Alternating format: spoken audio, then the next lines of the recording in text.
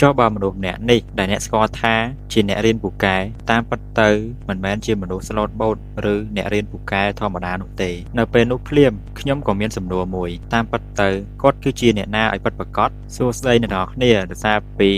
អារឿងមុននឹងអត់សូវមានអ្នកមើលអញ្ចឹងទៅក៏ខ្ញុំសម្រេចចិត្តថាសម្រាយរឿងថ្មីអញ្ចឹងទៅណារឿងនេះមើលទៅហ៊ានតំណងណាហើយអេពីសូតតិចទេប្រហែលតែ10អេពីសូតអីចប់ហើយរឿងនេះច្រឡំចប់គេធ្វើអត់ទាន់ចប់គេធ្វើបានតែត្រឹម10អេពីសូតជាងហ្នឹងតោះកុំឲ្យខាត់ពេលយូរកុំភ្លេចជួយចុច like subscribe តោះចាប់ដើមសាកលវិទ្យាល័យលំដាប់កំពូលមួយនៅទីក្រុងវាជាកន្លែងប្រមូលផ្ដុំទៅដោយសិស្សឆ្នើមបំផុតជាកន្លែងសូម្បីតែអ្នកមានលុយបំផុតក៏មិនអាចប្រកាសថាអាចចូលរៀនបានដែរតួឯកស្រីក៏ជាសិស្សម្នាក់ដែលនៅទីនេះដែរនាងរៀនជំនាញមួយដែលមានឈ្មោះថាធុរយកិច្ចអន្តរជាតិដែលជាជំនាញមួយដែលពោពេញទៅដោយសិស្សឆ្នើមនិងមានពិន្ទុខ្ពស់បំផុតការសន្ទនារបស់សិស្សតែឯងបានមើលពិន្ទុប្រឡងពាក់កណ្ដាលឈុំមេឃហើយទៅនៅលើកនេះសាស្ត្រាចារ្យដាក់ពិន្ទុតឹងណាស់ពិន្ទុខ្ពស់បំផុតត្រឹមតែ7លើ10ប៉ុណ្ណោះសិស្សស្រីម្នាក់នោះបានឆ្លើយថាខ្ញុំទើបតែមើលរួចអរគុណព្រះអើយដែលខ្ញុំប្រឡងជាប់ទាំងប្រថុយប្រឋានបែបនេះបើពិន្ទុពាក់កណ្ដាលឈុំមេឃអន់បែបនេះខ្ញុំបារម្ភថាការប្រឡង final ណាស់សិស្សដែលបានដើរនិយាយគ្នាមិញ3នាក់នោះបានមើលតែជ្រុងម្ខាងហើយបាននិយាយថាហេតុអ្វីបានជាជ្រុងម្ខាងនោះអាប់អូយ៉ាងនេះតួឯកស្រីឈ្មោះ VV5 ជាសិស្សនិស្សិតឆ្នាំទី2ផ្នែកធុរយកិច្ចអន្តរជាតិនាងកំពុងដេកកាត់ទុកទាំងអារម្មណ៍អស់សង្ឃឹម VV5 បានស្រែកជាខ្លាំងហើយបាននិយាយថាខ្ញុំស្លាប់ឥឡូវនេះហើយលើកនេះខ្ញុំពិតជាស្លាប់មិនខាននោះទេពិន្ទុពាក់កណ្ដាលឈុំមាសឬ midterm របស់នាងទៀបជាមធ្យមភាគទៅទៀតនាងច្បាស់ជាធ្លាក់ហើយម៉ាក់របស់នាងច្បាស់ជាសម្លាប់នាងមិនខានមិត្តភ័ក្តិរបស់ VV5 បាននិយាយថាឯងមិនអីទេឯងនៅសល់ឱកាសប្រឡង final ទៅតាមិត្តភ័ក្តិរបស់តួអង្គឯកស្រីឈ្មោះ Annie Pham ជាសិស្សនិស្សិតឆ្នាំទី2ផ្នែកសិល្បៈសម្ដែងឬភាពយន្តអញ្ចឹងហើយទើបយើងឃើញនាងអង្គុយតែមើលសម្រស់របស់នាងនិងថែរក្សាសម្រស់របស់នាងដូចគ្នាដោយសាររៀនខាងហ្នឹងសម្រស់ត្រូវតែស្អាតអញ្ចឹងណាអានេះបានបន្តឲ្យតែឯងប្រឡង final បានពិន្ទុ8ឯងនឹងមិនធ្លាក់ឡើយ VV តបវិញនឹងហើយជាបញ្ហាតើឲ្យខ្ញុំបានពិន្ទុ8យ៉ាងដូចម្ដេចទៅបើសូម្បីតែអ្នកដែលរៀនពូកែក្នុងថ្នាក់ជាងគេបង្អស់បានត្រឹមតែ7ហ្នឹងចុះមនុស្សដែលធ្លាប់តែបានពិន្ទុ A រហូតអស់រយៈពេល12ឆ្នាំធ្លាប់ឈ្នះពានសិក្សាច្រើនមិនអស់បែរជាមកធ្លាក់ក្នុងថ្នាក់បែបនេះទៅវិញប្រហែលជាខ្ញុំរើសជំនាញខុសហើយបើកាលនោះខ្ញុំរៀនផ្នែកវិចិត្រសិល្បៈប្រហែលជាខ្ញុំមិនជួបបញ្ហាបែបនេះទេអានេះបាននិយាយពិតមែនហើយឯងគួរតែរៀនសិល្បៈប៉ុន្តែដោយសារតែសង្សារចាស់របស់ឯងទើបឯងសម្រេចចិត្តបដូរជំនាញបែបនេះមែនទេ VV ភ្ញាក់ផ្អើលហើយប្រកែកអត់មិនមែនបែបនេះអញ្ចឹងទេឯងនិយាយឲ្យការពិតមកឯងនៅតែគិតពីគេមែនទេបុរសម្នាក់ដែលធ្លាប់សន្យាថានឹងរៀនសិល្បៈជាមួយឯងតែបែរជាបោះបង់ឯងចោលទៅរៀននៅបរទេសតែម្នាក់ឯងហើយឯងក៏ខឹងខ្លាំងពេករហូតដល់រើសជំនាញនេះជំនួសឲ្យការរៀនសិល្បៈវិញ VV បាននិយាយថានឹកគេជប់ទៅឬនឹងវាកន្លងផុតជាមួយឆ្នាំទៅហើយVV អត់ដូច admin សោះ admin នឹកសង្សារចាស់ឡើង75ឆ្នាំហើយនេះធ្វើម៉េចទេ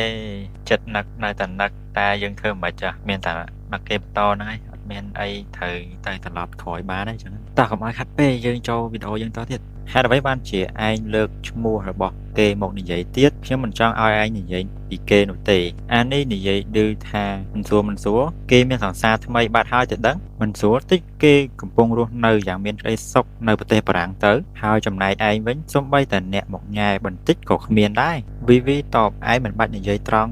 ពេកក៏បានដែរហើយអានេះនិយាយបន្តបុណ្យឲ្យឯងចិត្តមកដល់ហើយមើលចុះអ្នកណាខ្លះនៅលាវដដែលបានហើយខ្ញុំទៅថ្នាក់របស់ខ្ញុំវិញហើយ VV បាននិយាយថាទៅឲ្យឆាប់ទៅមិនចាំបាច់មកធ្វើឲ្យខ្ញុំមួម៉ៅរាប់ព្រឹកអញ្ចឹងបែបនេះបានឯងសប្បាយចិត្តមែនទេអានេះបានបាយហើយនិយាយថាចាំចេញពីរៀនពួកយើងនឹងទៅផឹកតែគុជឲ្យមានកម្លាំងវិញខ្ញុំអ្នកប៉ាវឯង VV ក៏បានអូខេ VV គិតក្នុងចិត្តគ្រាន់តែរៀនមិនសូវបានល្អ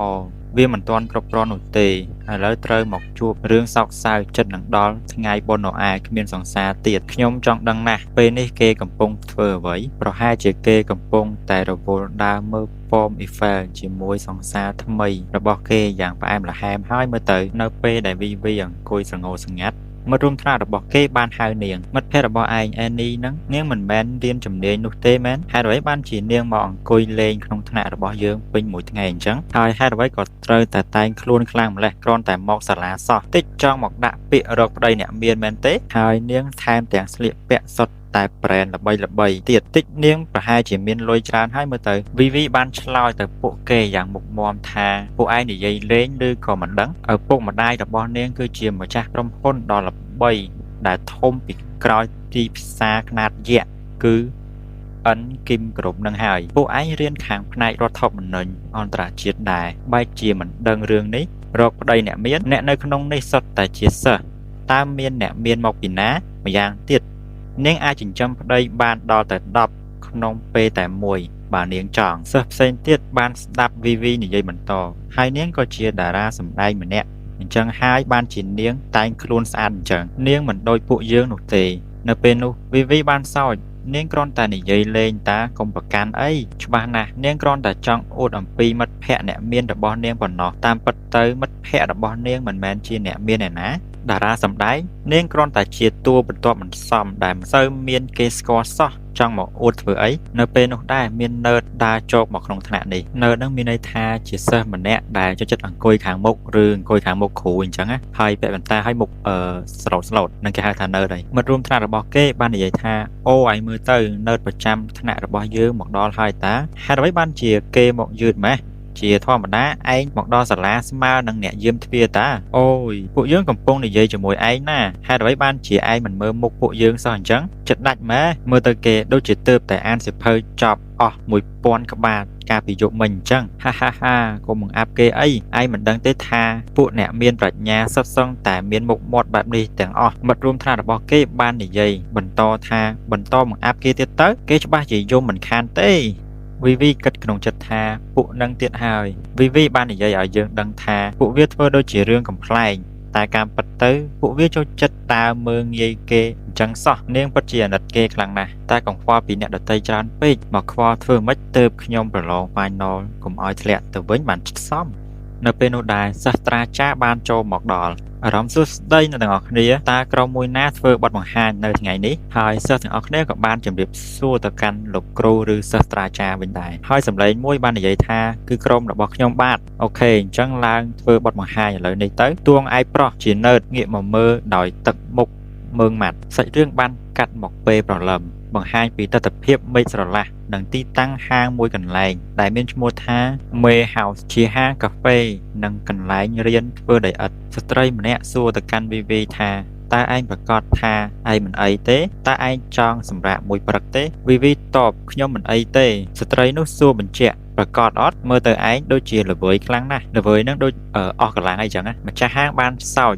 ហើយនិយាយថានាងកំពុងតែអស់សង្ឃឹមអំពីរឿងបន្ទុកប្រឡងហ្នឹងណារាល់តែពេលចេញលទ្ធផលម្ដង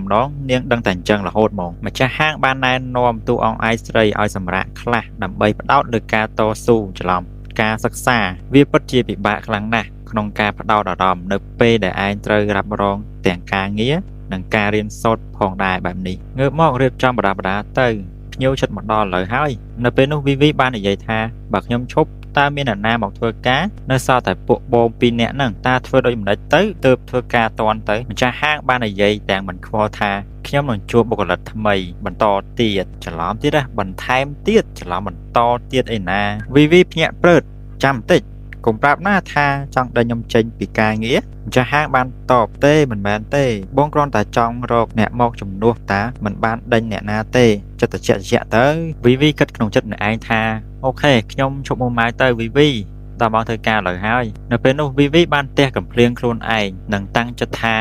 តោះចាប់ដើមធ្វើការឲ្យមានប្រសិទ្ធភាពតិចមើលកុំឲ្យអស់កម្លាំងពេកប៉ុន្មាននាទីក្រោយមកទស្សនវិជ្ជានៅក្នុងហាងចាប់ដើមមានភ្ញៀវមកអង្គុយផឹកកាហ្វេនិងរៀនធ្វើដីឥដ្ឋជាច្រើននៅពេលនោះវីបានបង្រៀនភ្ញៀវរបស់គេអំ ពីរៀនធ្វើដីឥដ្ឋតាំងពីបាតរបស់វារហូតដល់មាត់របស់វាហើយភ្ញៀវក៏បានយល់ខ្លះៗអំពីការរៀនដីឥដ្ឋមួយនេះភ្ញៀវរបស់ VV បានឲ្យ feedback យ៉ាងល្អទៅកាន់ VV រួចសរសើរថានាងពិតជាមានទឹកដៃល្អមែនអំពីការរៀនធ្វើដីឥដ្ឋនៅពេលនោះ VV បានងាកមើលទៅម្ខាងទៀតទាំងទឹកមុខមិនសូវស្រួលហើយនៅត្រង់នោះវិញនាងមានចម្ងល់ថាតើនាងចាំបាច់មកធ្វើដីឥដ្ឋនៅទីនេះបានដែរមែននារីម្នាក់នោះសួរទៅកាន់មិត្តប្រុសរបស់នាងថាបងសម្លាញ់តើពួកយើងគួរធ្វើពេងរៀងអ្វីទៅបុរសជាសង្សារតបរៀងអ្វីក៏បានដែរឲ្យតែអូនចូលចិត្តបងនឹងធ្វើឲ្យអូនទាំងអស់នារីជាសង្សារធ្វើអីឲ្យតែពួកយើងស្រឡាញ់ទៅបានហើយរូបឆ្មាឬរូបផ្លែប៉ោមទៅដឹងបុរសនោះបន្តអញ្ចឹងធ្វើរូបដូចអូនទៅព្រោះអូនគឺជាអ្វីៗដែលគួរឲ្យស្រឡាញ់បំផុតក្នុងโลกនេះទៅហើយគូស្នេហ៍ទាំងពីរនោះគឺស្វីតពេកដូចនេះហើយ VV គិតក្នុងចិត្តថាតើនាងកំពុងតែឈរមើលអ្វីហ្នឹងមិត្តរួមការងាររបស់ VV បានហៅ VV ថាបងស្រីជួយខ្ញុំបន្តិចបានអត់ភ្ញៀវប្រចាំហាងរបស់យើងនៅទីនោះខ្ញុំទ្រាំលែងបានហើយបងស្រីខ្ញុំខំជួយបង្រៀនគេខ្លាំងណាស់តែគេមើលទៅធ្វើដូចជាញ័រញៀករហូតបងស្រីនេះជាលើកទី4ហើយដែលគេមកទីនេះតែគេធ្វើដូចជាមិនកើតទៅសោះខ្ញុំមិនយល់ទេថាគេកំពុងគិតអីនៅហាងនេះភាគច្រើនគេមកជាមួយនឹងគូសង្សារមិត្តភ័ក្តិឬគ្រួសារតែមិនដែលឃើញបុរសណាដែលមកកន្លែងនេះធ្វើដីឥដ្ឋតែម្នាក់ឯងដូចគេអញ្ចឹងទេ VV បាននិយាយថាមិនមែនជាភ្ញៀវរបស់ឯងទេអីកាលពីដំបូងមិនមែនឯងទៅជាអ្នកដណ្ដើមគេនឹងបង្រៀនគេមុនគេទេអីចាំបាច់ថាឯងរំភើបប៉ុណ្ណានៅពេលដែលគេដើរចូលហាងយើងដំបូង VV បានរំលឹកពីអតីតកាលពីបុរសម្នាក់នេះមកធ្វើដីឥដ្ឋម្នាក់ឯង